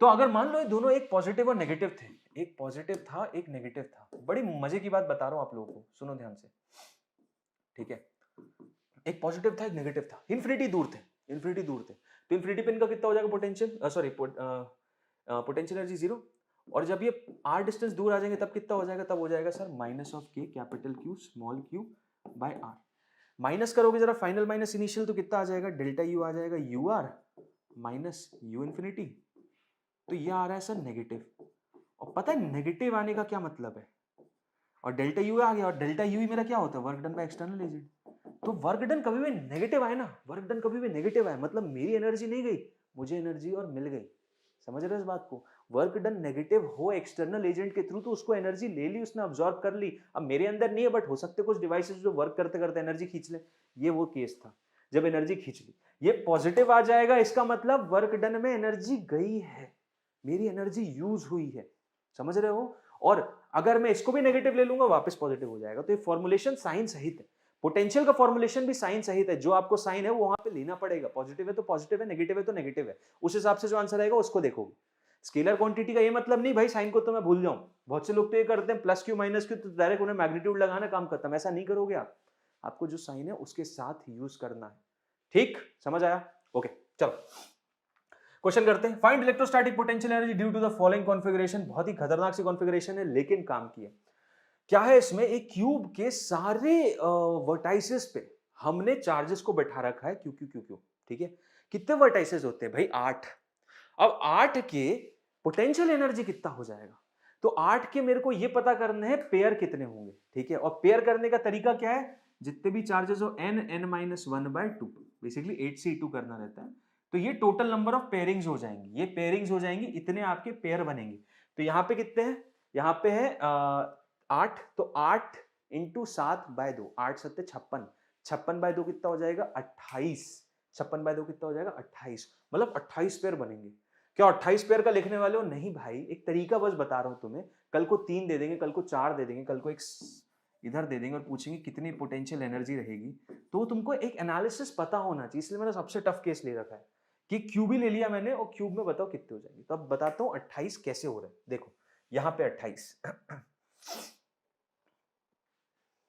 28 28, एक मिनट, 4 तो देखो लाइन हो गई, लेंथ √3 की, 4 तो हो गए लेंथ ए के, 4 नहीं है ज्यादा है, 4 नहीं है ज्यादा है। देखो 4 तो भैया देखो, एक तो ये पेयर, एक ये पेयर, एक ये पेयर, एक ये पेयर, 4 तो नीचे हो गए, ऐसे ही 4 ऊपर हो जाएंगे, 1 2 3 4, फिर 4 इधर हो जाएंगे, 1 2, और सॉरी 2 2 इधर हो जाएंगे, तो 10 तो यही हो गए। 10 के बीच की दूरी कितनी है? ये 4 नहीं है, ये कितने हैं 10, these are 10 line of length a. 10 तो ऐसे होगा, गिन दिए देखो, 1 2 3 4, ये हो गई 4, फिर ऐसी 4 इधर भी, ठीक है, बच गई ये 2 और ये 2, ठीक है सर, बढ़िया, ये बता दिया आपने। तो 10 तो ये हो गए, 10 तो क्या हो गए, ये हो गए। उसके बाद उन सारी चीजों को देखो जो कि √2a डिस्टेंस अपार्ट है, तीन ही डिस्टेंस है यहाँ पे, एक तो a होगा, एक √2a होगा और √3a, मतलब दो चार्जेस के बीच में यही 3 दूरियां हैं और कोई दूरी नहीं। अब ये √2a वाली कौन सी है, जो फेस पे आती है। तो देखो एक हो गया आपका ये, एक तो हो गया ये, फिर एक हो गया ये, बिल्कुल सही बात, मजा आ गया। फिर ऐसी हर एक फेस पे होंगी भाई, हर एक फेस पे, एक हो गया ये और एक हो गया ये, देखो इधर भी हो गई। ऐसे ही फिर इस फेस पे भी आएंगी, एक हो गया ये, एक हो गया ये, जितने फेस है टोटल कितने फेस है 6, तो 6 गुणे 2, ये सही लिखा है 12, 12 लाइन आएंगी कितनी, √2a की, √2a की कितनी आएंगी 12 लाइनें। तो अभी तक टोटल कितना हो गया, समझ रहे हो, 6 फेस, हर फेस पे 2 2 लाइनें, हर फेस पे 2 2 लाइन, तो टोटल आ गई 12 लाइनें। उसके बाद अब बाकी कितने हैं, बाकी है बॉडी सेंटर, बॉडी डायगोनल जिन्हें बोलते हैं, फेस डायगोनल थे, बॉडी डायगोनल कितने हैं, बॉडी डायगोनल हो जाएगा एक ये दोनों का पेयर, एक ये दोनों का पेयर, फिर एक ये दोनों का पेयर और एक ये दोनों का पेयर, ठीक है। तो 4 हो गए अपने बॉडी डायगोनल। तो भाई ये कितना हो रहा है, ये हो रहा है 26, 26 हो रहा है, ये 26 हो रहा है, बिल्कुल 26 हो रहा है, राइट। 4 4 4 4, इन दोनों के बीच में, इन दोनों के बीच में, इन दोनों के बीच में 2 यहाँ हो गए, 4 4 8, 8 2 10, 2 12, तो टोटल 26 आ रहे हैं यार। टोटल कितने आ रहे हैं, 26 आ रहे हैं, 26 पेयर्स आ रहे हैं, ठीक है। 28 नहीं है जो हमने अभी समझा, 26 आ रहे हैं। कितने आ रहे हैं, 26। तो ये नहीं है, यहाँ पे आपको एनालिसिस देखना पड़ेगा, क्योंकि ये कॉन्फ़िगरेशन के हिसाब से चेंज हो रहा है। आपके कॉन्फ़िगरेशन के हिसाब से बेसिकली क्या हुआ, दो मर्ज कर गए, ये दो जो है ना, ये मर्ज कर गए, 2 बार हमें काउंट करना पड़ा है, 4 का ही हिसाब बिगड़ा है। ये इधर FB वाले, CG वाले, DH वाले और AE वाले, ये बेसिकली मर्ज कर रहे हैं, दो फेसेस एक दूसरे में आ रहे हैं, इस वजह से प्रॉब्लम आ रही है। तो यहाँ पे वो फॉर्मुलेशन वर्क नहीं करेगा। रैंडम डिस्ट्रीब्यूशन जब रहेगा तब n इंटू n-1/2 होगा, ठीक है। तो यहाँ पे टोटल पेयर कितने आएंगे, यहाँ पे टोटल पेयर आ जाएंगे मेरे 26 पेयर। इससे थ्रू मैं देखो आपको बस एक एनालिसिस यही देना चाह रहा हूं कि कभी भी स्पेस में आपका डिस्ट्रीब्यूशन हो, रैंडम डिस्ट्रीब्यूशन हो ना, रैंडम डिस्ट्रीब्यूशन हो तो n-1/2 रहता है। लेकिन यहाँ पे ऑर्डर्ड है, यहाँ पे एक सिमेट्री के थ्रू हो रहा है, तो दो मर्ज कर रहे हैं, ये वाले दो, ये वाले दो, 2 बार काउंट हो रहे हैं, समझ रहे हो। इन 4 की वजह से ही लफड़ा हो रहा है, इन 4 की वजह से ही लफड़ा हो रहा है। ओके, सो आई थिंक ये समझ में आ गई आपको किस तरीके से हमें इन केसेस को सॉल्व करना है, कैसे हमें करना है। अगर मैं एक स्क्वायर की बात करूं तो स्क्वायर में कितना हो जाएगा भाई, स्क्वायर में तो तुम आराम से फॉर्मूला ले सकते हो, इसमें आपके 6 पेयर बनते हैं, ठीक है, 1 2 3 4 5 6, यहाँ पे देखो बराबर 4 × 3/2 बैठते हैं, ठीक है, क्योंकि यहाँ पे आपके कोइंसाइड नहीं कर रहे। ओके, सो यहाँ पे 6 पेयर बन जाते हैं, तो n-1/2 यहाँ पे फॉर्मुलेशन यूज कर सकते हैं, ठीक है। ऐसी मैं ट्रायंगल की बात करूँ तो ट्रायंगल में 3 × 2/2 यानी 3 बनते हैं, ठीक। सो आपको केसेस वैसे ही आएंगे, बट आपको आइडिएशन होना चाहिए कि किस हिसाब से मैं कर सकता हूं। ठीक है, समझ में आया? समझ में आया तो यार प्लीज लाइक करना, और नहीं समझ में आया तो कमेंट्स में बताना, फिर मैं आपको सोल्यूशन बताऊंगा। बिल्कुल। देखो, अब work done in changing the position of system, इससे रिलेटेड ही मैक्सिमम क्वेश्चंस आते हैं कि मैंने पोजीशन चेंज कर दी। मैंने एक ट्रायंगल था, इक्विलेटरल ट्रायंगल ए लेंथ का, अब मैंने उसको 2a लेंथ का बना दिया है, तो बताओ मुझे कितना काम करना पड़ेगा। तो सिंपल, इनिशियल सिचुएशन में पोटेंशियल एनर्जी पता करो, फाइनल सिचुएशन में पोटेंशियल एनर्जी पता करो और माइनस कर दो। ये हो जाता है work done by conservative force या फिर इलेक्ट्रिक फील्ड। कंजर्वेटिव फोर्स या फिर इलेक्ट्रिक फील्ड, ये नेगेटिव के साथ होगा, और यही डेल्टा यू मतलब you final minus you initial हो जाएगा work done by external agent. तो अगर तुम्हें एक्सटर्नल एजेंट पूछे तो डायरेक्टली डेल्टा यू करना, अगर पूछे इलेक्ट्रिक फील्ड की वजह से कितना वर्क हुआ तो नेगेटिव ऑफ डेल्टा यू करना। समझ रहे हो? ये फॉर्मुलेशन याद रखो। नेगेटिव का एस्पेक्ट तब आएगा जब work done by conservative force या work done by electric field रहेगा। एक्सटर्नल फोर्स की बात करो तो डायरेक्टली डेल्टा यू कर देना, आंसर आ जाएगा। ठीक, ओके ओके, बढ़िया सर। अब dipole in uniform external field, तो सर डाइपोल तो अभी पढ़ लिया हमने, दोबारा भी पढ़ रहे हैं। दोबारा इसलिए पढ़ रहे हैं क्योंकि डाइपोल में पोटेंशियल एनर्जी का एलिमेंट नहीं पढ़ा, तो वो पढ़ते हैं। ठीक है, अभी तक आपने डाइपोल में क्या देखा है केस? डाइपोल में आपने भी ये केस देखा है भाई, इलेक्ट्रिक फील्ड लाइन से। अब इलेक्ट्रिक फील्ड लाइंस में अगर एक डाइपोल रखा हुआ है, ठीक है, सो इस पे टॉर्क तो लगता है, ये बात तो मुझे पता है। नेट टॉर्क की वैल्यू कितनी है? पी क्रॉस ई, पी क्रॉस ई होती है नेट टॉर्क की वैल्यू। अब इसमें पोटेंशियल एनर्जी भी एक सिचुएटेड होती है टॉर्क के साथ, और पोटेंशियल एनर्जी होती है minus of P dot E. समझ रहे हो? ये पोटेंशियल एनर्जी होती है, यानी minus of P E cos of theta. इसके जीरो की बात करो तो जीरो तब माना जाता है जब डाइपोल परपेंडिकुलर सिचुएशन में रखा हो। ठीक है, तब माना जाता है। अब देखो, इस पोटेंशियल एनर्जी से मैं क्या करूंगा? इस पोटेंशियल एनर्जी से बेसिकली मैं इस डाइपोल की दो सिचुएशन डिफाइन करने जा रहा हूं। कौन कौन सी, आओ बताता हूं। तो सबसे पहली सिचुएशन जो है मैं डिफाइन करने जा रहा हूं, that is the stable equilibrium. ठीक है, और दूसरी जो सिचुएशन है मैं डिफाइन करने जा रहा हूं, that is unstable equilibrium.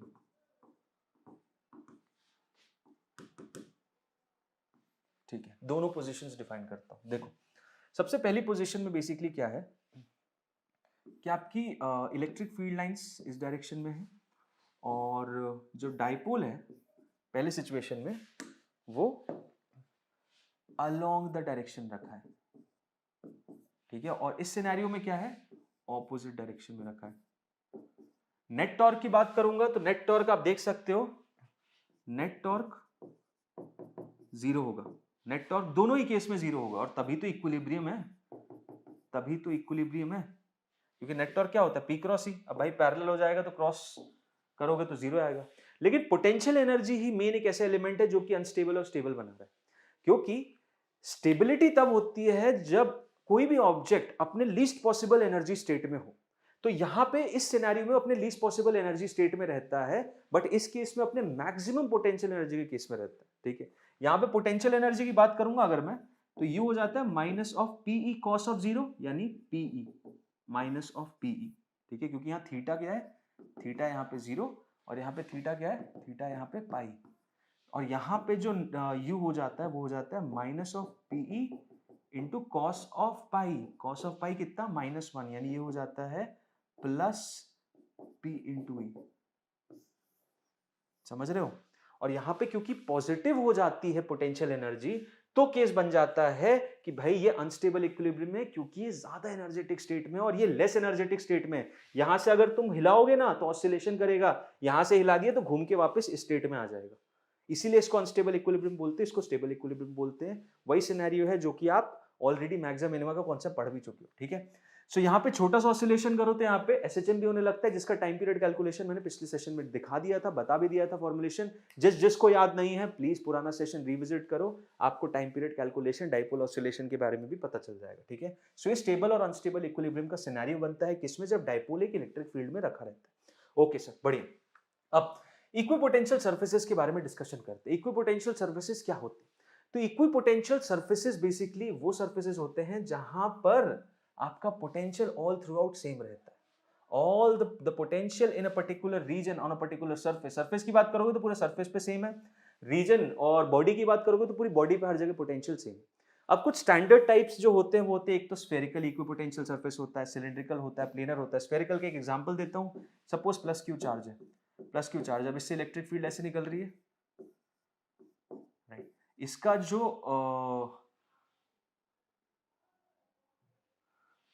Equipotential surface होता है वो स्फेरिकल होता है, और स्फेरिकल इसलिए होता है क्योंकि इलेक्ट्रिक फील्ड तो हो नहीं सकती, इलेक्ट्रिक फील्ड इक्विपोटेंशियल सरफेस पे तो हो नहीं सकती, लेकिन तब भी अगर तुम्हें बनाना पड़े तो किस डायरेक्शन में बनाओगे भाई? उसी डायरेक्शन में बनाओगे जब वो परपेंडिकुलर हो।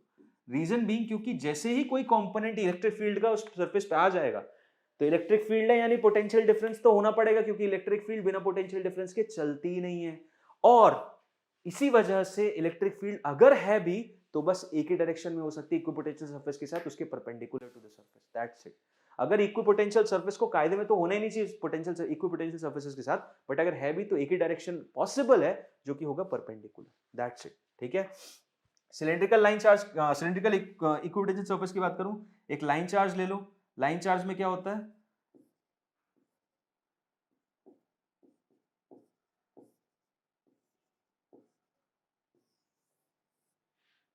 ये देखो, ये रहा तुम्हारा सिलेंड्रिकल इक्विपोटेंशियल सरफेस, एक लाइन चार्ज है तुम्हारा ये, ठीक है, ये तुम्हारा लाइन चार्ज है। इसकी वजह से जो इक्विपोटेंशियल सरफेस है सिलेंड्रिकल है, क्योंकि तभी आपकी परपेंडिकुलर होंगी फील्ड लाइंस के। प्लेनर भी होता है, प्लेनर होता है शीट के लिए, एक शीट ऑफ चार्ज ले ली तो उसके लिए प्लेनर इक्विपोटेंशियल सरफेस होगा। तो सिंपल से केसेस हैं। अब equipotential surface are given the field intensity is, field intensity बतानी है 2 मिनट में बता दूंगा, बिल्कुल भी दिक्कत नहीं है। इलेक्ट्रिक फील्ड इंटेंसिटी हो जाएगी, अगर बड़े गैप्स है ना, कायदे में तो वैसे minus of D V by D R होती है, लेकिन अगर बड़े गैप्स हैं तो आप minus of delta V by delta R ले लो, ठीक है, minus of delta V by delta R ले लो। तो डेल्टा वी ले लेते भाई, 30 में से 0 घटाओ, 30 में से 20 घटाओ, 20 में से 10 घटाओ, जो घटाना घटाओ, 30 में से 20 घटा के 10 बाय 1। अब डायरेक्शन क्या होगा, तो direction is always from higher to lower, यानी नेगेटिव एक्स एक्सिस, यानी नेगेटिव आई के अलोंग। तो नेगेटिव आई किसके अलोंग है, नेगेटिव आई किसके अलोंग है, अच्छा ये सेंटीमीटर में दिया है, सेंटीमीटर में दे, देखो देख रहे हो कितने चतुर हैं ये लोग, ये सेंटीमीटर में दे दिया, हम ऊपर देख रहे थे, अगर गलती से ये नेगेटिव होता ना तो मैं इसी को करके आ जाता, क्योंकि मैं तो बस delta V by delta are, लेकिन सेंटीमीटर है, सेंटीमीटर है तो इसको 1/100 लेना पड़ेगा, तो ये कितना हो जाएगा 1000 वोल्ट पर मीटर, और किसके अलोंग, माइनस आई कैप के अलोंग। तो कौन सा आंसर है भाई, कौन सा आंसर है, ये रहा, this is the answer, option number D. ठीक है, समझ आ गया, क्लियर है ना, बढ़िया सर, बहुत अच्छे समझ आया। अच्छा ये बड़ा मजेदार केस, इसका याद करो, इसको आपको याद भी रखना है। दो चार्जेस की वजह से, जो कि दो पॉजिटिव चार्जेस हैं, ठीक है, ये दो पॉजिटिव चार्जेस हैं, इनकी वजह से इक्विपोटेंशियल सरफेस कैसा रहता है। तो अगर आप लोगों को दो चार्जेस की वजह से इलेक्ट्रिक फील्ड लाइंस याद हो ना, तो आप बता सकते हो, देखो दो चार्जेस की वजह से इलेक्ट्रिक फील्ड लाइंस कैसी थी, जिन जिनको नहीं याद है, इस तरीके की थी।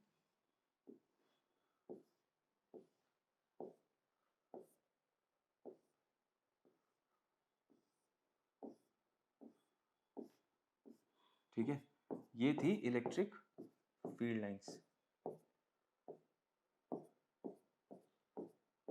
ओके, ये थी इलेक्ट्रिक फील्ड लाइंस। अब इन इलेक्ट्रिक फील्ड लाइंस के लिए इक्विपोटेंशियल सरफेस कैसा बनेगा, तो भाई इन फील्ड लाइंस के लिए इक्विपोटेंशियल सरफेस बनेगा कुछ इस तरीके का, समझ में आ रहा है।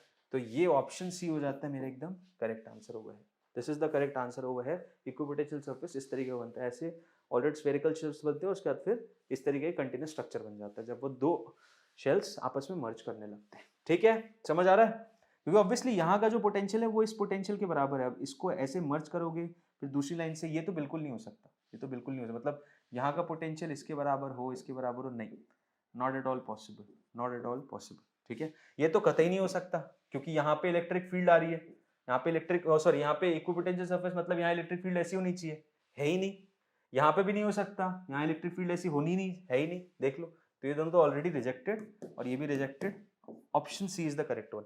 तो जिन जिनको समझ में आए वो समझ लो, वरना याद कर लो। ठीक है, ऐसा होता है आपका, दो यहाँ पे दो नेगेटिव चार्जेस होंगे तो भी यही होगा। ठीक है, स्टैंडर्ड सा केस है। ठीक है सर, ओके। अब कंडक्टर्स की बात करो, तो जैसा आपने बताया कंडक्टर्स के साथ होता क्या है, कंडक्टर्स में होते हैं बहुत सारे फ्री इलेक्ट्रॉन्स, बहुत सारे, ठीक है। एंड गिनती तो मत ही करना, क्योंकि इतने सारे जितने अंबानी के पास पैसे नहीं है, उतने कंडक्टर के पास फ्री चार्जेस होते हैं। अब इतने सारे फ्री चार्जेस हैं अगर, तो होता क्या है कि जैसे ही इलेक्ट्रिक फील्ड तुमने स्टैब्लिश कर देते हो ना, जैसे इलेक्ट्रिक फील्ड तुम स्टैब्लिश कर देते हो, सपोज ये कर दी इलेक्ट्रिक फील्ड स्टैब्लिश, इसके अंदर पटक दिया कंडक्टर को, तो सारे के सारे चार्जेस जो है उन पर फोर्स लगने लगता है। तो जितने भी नेगेटिव चार्ज उन पर फोर्स लगना है, तो उल्टे डायरेक्शन में वो इधर आके बैठ जाते हैं, और जो पॉजिटिव चार्जेस हैं उधर से उठ के इधर आए, तो पॉजिटिव चार्जेस यहां बन गए। बेसिकली प्रोटॉन मूव नहीं हो रहा है, प्रोटॉन तो अंदर ही है न्यूक्लियस के, तुम जो पोर्शन है एटम से इलेक्ट्रॉन निकल निकल के बाहर आने लगा, तो वो जो एटम से वो पॉजिटिवली चार्ज हो गए, वो यहां जमा हो गए। अब इस पॉजिटिव और नेगेटिव के डिस्ट्रीब्यूशन की वजह से एक इलेक्ट्रिक फील्ड ऐसी स्टैब्लिश हो जाती है। और ये पता है, ये आप लोगों को पता है ये कब तक चलता रहता है? ये तब तक चलता रहता है जब तक कि चार्जेस पूरे के पूरे इधर इतने ना आ जाए, इधर इतने ना आए, ताकि ये जो इलेक्ट्रिक फील्ड है ना, इनकी वजह से वो बाहर वाले की बराबरी ना कर ले। और जैसे ही वो बराबरी कर लेती है, तो बस फिर अंदर तो इलेक्ट्रिक फील्ड अब है ही नहीं, और है ही नहीं तो पूरा का पूरा रीजन इक्विपोटेंशियल हो जाता है, ठीक है। मतलब एक कंडक्टर एक पूरा इक्विपोटेंशियल बॉडी की तरह बिहेव करता है, एक कंडक्टर पूरा का पूरा इक्विपोटेंशियल बॉडी की तरह बिहेव करता है, ठीक है। और क्योंकि अभी इक्विपोटेंशियल हो जाता है पूरा सरफेस ही पोटेंशियल, तो बाहर जो इलेक्ट्रिक फील्ड लाइंस है ना, वो भी अगर होती है तो थोड़ी कर्व्ड हो जाती है, वो थोड़ी कर्व्ड हो जाती है, ओके। कर्व्ड क्यों होती है? क्योंकि मैं तुम्हें बता चुका हूं, अगर इक्विपोटेंशियल सरफेस तुमने पता कर लिया है और इलेक्ट्रिक फील्ड भी उसके साथ है, तो एक ही डायरेक्शन में परमिसिबल है, जो कि परपेंडिकुलर डायरेक्शन, तो इलेक्ट्रिक फील्ड लाइंस कर्व्ड होंगी ही होंगी, ठीक है। क्लियर है? तो ये चीज याद रखना। ये क्वेश्चन आ जाता है which of the following diagram is correct, तो उसमें ये क्वेश्चन देखा है मैंने लास्ट ईयर्स में। तो यहाँ पे बीच अंदर की इलेक्ट्रिक फील्ड लाइंस तो हटा देते हैं, अंदर की हटा देते हैं, बाहर के एज इट इज रहने देते हैं, मतलब ये इस तरीके से कर देते हैं। ये एकदम गलत डायग्राम है, ठीक है। इलेक्ट्रिक फील्ड लाइंस का कर्व्ड नेचर डेवलप हो जाता है, ओके, ठीक है। Charge distribution on a conductor is related as follows. अब देखो, अब क्योंकि कंडक्टर के अंदर फ्री चार्ज है, फ्री चार्ज है, तो वो तो मूव करेगा इलेक्ट्रिक फील्ड के प्रेजेंस में। और अगर कोई तुम एक्स्ट्रा चार्ज दे रहे हो ना, कोई भी एक्स्ट्रा चार्ज दे रहे हो, तो वो सरफेस के अंदर नहीं जाएगा। क्या? सरफेस के अंदर कभी नहीं जाएगा। जितना भी तुम एक्स्ट्रा एक्सेस चार्ज दे रहे हो किसी कंडक्टर को, वो उसके सरफेस के ऊपर रहता है, ठीक है। On the contrary, non conducting bodies जितनी भी अभी तक बात की हमने, उसमें तो तुम चार्ज दे रहे थे बॉडी के अंदर जा रहा था। यहां पे क्या हो रहा है, जितना भी तुम एक्स्ट्रा चार्ज दोगे उसके सरफेस पे जाके टिकेगा, और सरफेस पे जाके भी टिकेगा तो उसकी जो डिस्ट्रीब्यूशन होगा ना, मतलब सिग्मा, वो आर के इनवर्सली रिलेटेड रहेगा। समझ रहे हो? ये सिग्मा क्या है? सिग्मा है आपका surface charge density, surface charge density. तो जो सरफेस चार्ज डेंसिटी है वो इनवर्सली रिलेटेड रहेगी उस पर्टिकुलर पॉइंट के रेडियस ऑफ कर्वेचर में। मतलब मैं कुछ आड़ा टेढ़ा सा स्ट्रक्चर बना दूं, ठीक है, तो आप देख सकते हो, अब ये देखो, ये पॉइंटेड एंड है, पॉइंटेड एंड है, तो इसका किसका रेडियस ज्यादा होगा? देखो, इसका रेडियस बहुत ज्यादा लग रहा है, इसका रेडियस बहुत ज्यादा है, तो यहाँ पे सरफेस चार्ज डेंसिटी बहुत कम होगी। यहाँ पे गिनती के 2 चार्ज होंगे, ठीक है। पॉइंटेड एंड है तो यहाँ पे आपका बहुत कम रेडियस है, तो यहाँ पे बहुत ज्यादा तुम्हें पॉजिटिव चार्ज देखने मिल जाएगा, ठीक। उसके बाद फिर ये एकदम प्लेन हो गया, तो यहाँ पे एक, ये हो गया, तो यहाँ पे थोड़े ज्यादा, यहाँ पे भी थोड़े से ज्यादा, यहाँ पे भी, यहाँ पे 1 2, देखो इस हिसाब का तुम्हें सरफेस चार्ज डिस्ट्रीब्यूशन दिख जाएगा। मतलब आर के इनवर्सली प्रोपोर्शनल रहता है सरफेस चार्ज डिस्ट्रीब्यूशन बॉडी पे। समझ रहे हो बात को?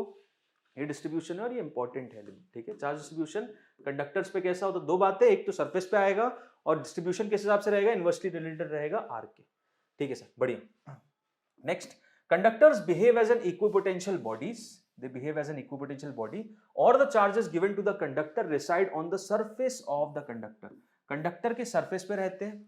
electric field line just outside a conductor is given as what? electric field line just outside, एकदम कंडक्टर के जस्ट सामने जो इलेक्ट्रिक फील्ड लाइन रहती है, कितनी रहती है? सिग्मा बाय एप्सिलॉन नॉट, ठीक है। कंडक्टर के जस्ट बाहर अगर ये है, और यहाँ पे चार्ज पूरा का पूरा इधर दिया हुआ है, तो इसके जस्ट बाहर इधर पे बात करोगे ना, अगर जो इलेक्ट्रिक फील्ड लाइन रहेगी वो बाहर की तरफ रहेगी, और उसका मैग्नीट्यूड हो जाएगा sigma by epsilon not. Important चीज है, याद रखना, इंपॉर्टेंट चीज है, बहुत तरीके से याद रखना, ठीक है।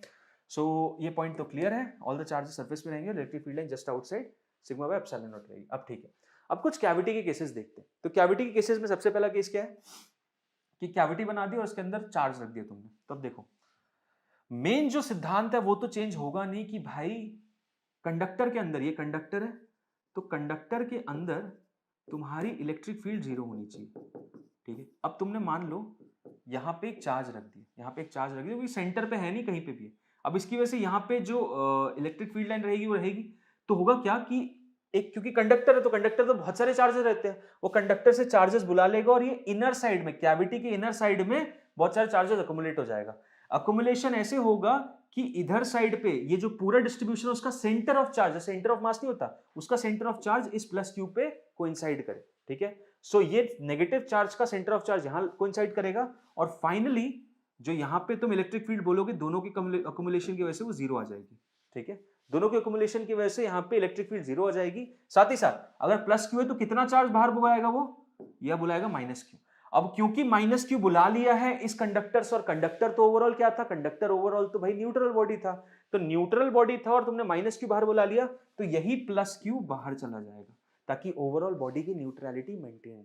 समझ रहे हो? और बाहर का डिस्ट्रीब्यूशन कैसा रहेगा, बाहर का डिस्ट्रीब्यूशन हो जाएगा इसके हिसाब से, क्योंकि बाहर के डिस्ट्रीब्यूशन की वजह से अंदर तो कोई भी इलेक्ट्रिक फील्ड नहीं होगी, गॉस लॉ लगता है। समझ में आ रही है बात? तो ऑल इन ऑल क्या समझाना चाह रहा हूं कि कैविटी के अंदर चार्ज रखोगे तो अंदर डिस्ट्रीब्यूशन इधर देख सकते हो, यहां पे ज्यादा है क्योंकि ये टुवर्ड्स द राइट है। सेंटर पे रहेगा तो बहुत इक्विटेबल, एकदम सिमेट्री के अनुसार डिस्ट्रीब्यूशन होगा, ठीक है। सो इस हिसाब से डिस्ट्रीब्यूशन हो जाता है चार्ज का whenever we talk about cavity, okay. Net electric potential at centre due to the system then it can be given. देखो अब मैं दो कॉन्सेंट्रिक शेल्स की बात करूंगा, दो कॉन्सेंट्रिक शेल्स, तो इसमें पोटेंशियल और इलेक्ट्रिक फील्ड कैसे डिफाइन करते हैं उसके बारे में बात कर लेते हैं। तो देखो सपोज ये बाहर है और बाहर को मैंने कुछ क्यू चार्ज दे दिया है। बेसिकली मैंने क्या किया, देखो मैंने यहाँ अंदर वाली शेल पे क्यू चार्ज दिया, मैंने अंदर वाली शेल पे माइनस क्यू चार्ज दिया, ठीक है।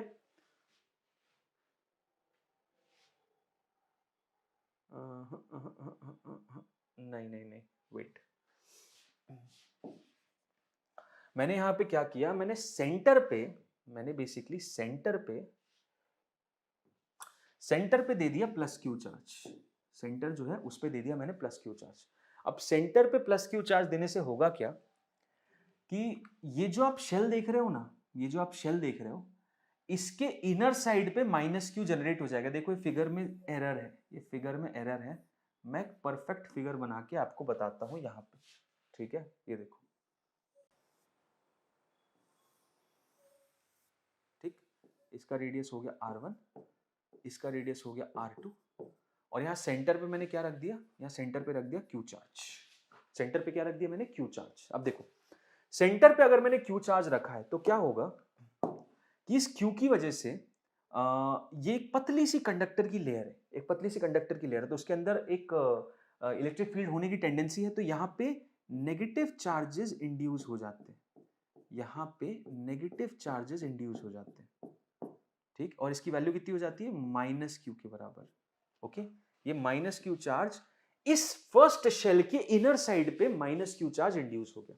अब यहां पे अगर माइनस क्यू चार्ज इंड्यूस हो गया तो देखो होगा क्या, ये जो दूसरी शेल थी जिसका रेडियस R1 था वो तो इलेक्ट्रिकली न्यूट्रल थी, उस पर तो कोई एक्स्ट्रा चार्ज था नहीं, चार्ज तुमने कहां रखा, सेंटर पे रखा, ठीक है भाई, बिल्कुल सही बात।